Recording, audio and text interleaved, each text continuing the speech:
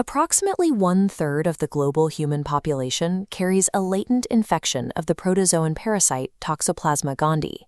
For decades, the medical consensus held that once the acute phase passed, these dormant cysts residing in human tissue were completely asymptomatic in healthy individuals. That baseline assumption began to unravel when researcher Jaroslav Flegr compiled large-scale epidemiological data tracking latently infected individuals. The data revealed distinct, measurable shifts in their psychological profiles.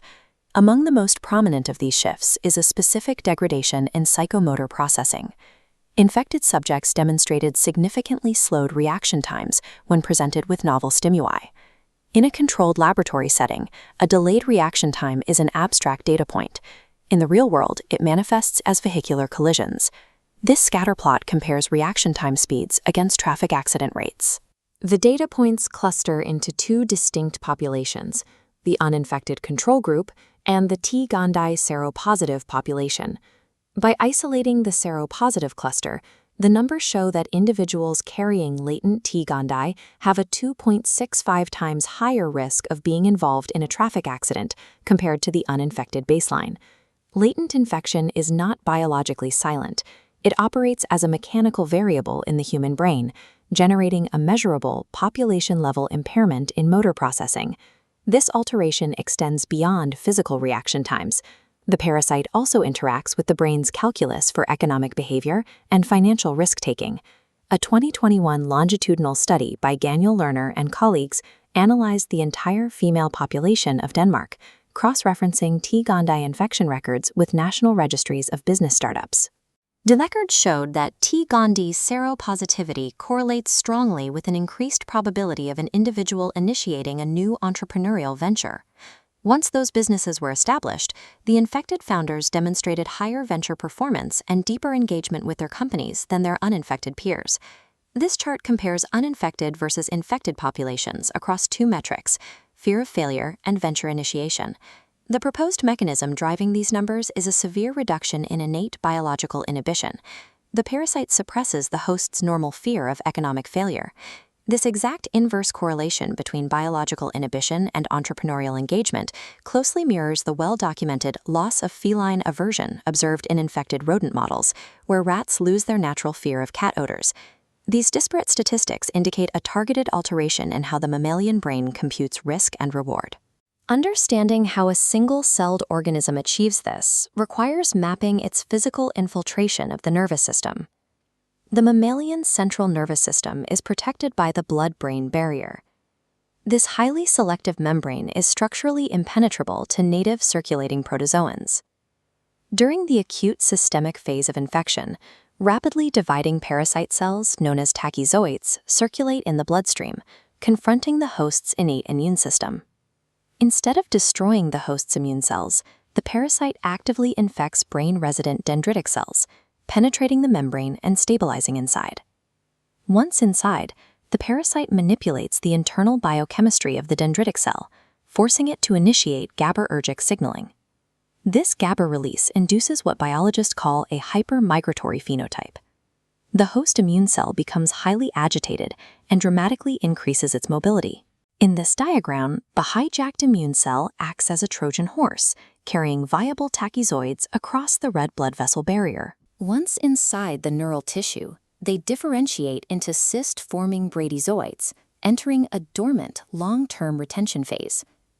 The parasite bypasses the brain's perimeter defenses, not by brute force, but by re-engineering the host's own cellular defenders into a covert transport system. To understand the behavioral changes, we have to look inside an infected dopaminergic neuron. In healthy neurochemistry, dopamine synthesis is strictly controlled. The production rate is limited by a specific host enzyme called tyrosine hydroxylase, or TH. Genomic sequencing has revealed that T. gondii possesses its own unique dual-activity amino acid hydroxylase enzyme. This process diagram illustrates how the parasite bypasses the host's regulatory checkpoints. On the left is the heavily gated host TH pathway. On the right, the encysted parasite uses its unregulated parasitic pathway to synthesize exogenous l-dopas. The parasite synthesizes massive quantities of this l-dopa internally and pumps it directly into the host cell cytosol. The host cell's machinery cannot distinguish the chemical source. The host enzyme, dopa decarboxylase, blindly converts this parasitic precursor into massive, unregulated clouds of dopamine, forcing the synaptic vesicles to overpack. Upon potassium stimulation, these infected cells release dopamine into the synaptic cleft at rates several-fold higher than their normal baseline levels. This mechanism confirms the direct evolutionary manipulation hypothesis, known as Model A. T. gondii effectively hardwires an unregulated parasitic dopamine factory directly into the host neural circuitry. While this direct dopamine synthesis is mechanically proven, it remains epidemiologically insufficient to explain the entire scope of the parasite's effects. Latent infection is statistically correlated with severe psychiatric conditions, including schizophrenia and profound cognitive dysfunction. Localized dopamine flooding alone cannot account for the widespread neuronal loss and the severity of the psychiatric symptoms observed in these clinical populations. The scientific consensus emerging in the literature demands a dual pathway understanding of behavioral manipulation. To explain the full scale of the behavioral phenotype, researchers must analyze the destructive collateral damage caused by the host's own immune response alongside the chemicals the parasite produces. This brings us to Model B, the chronic neuroinflammation model.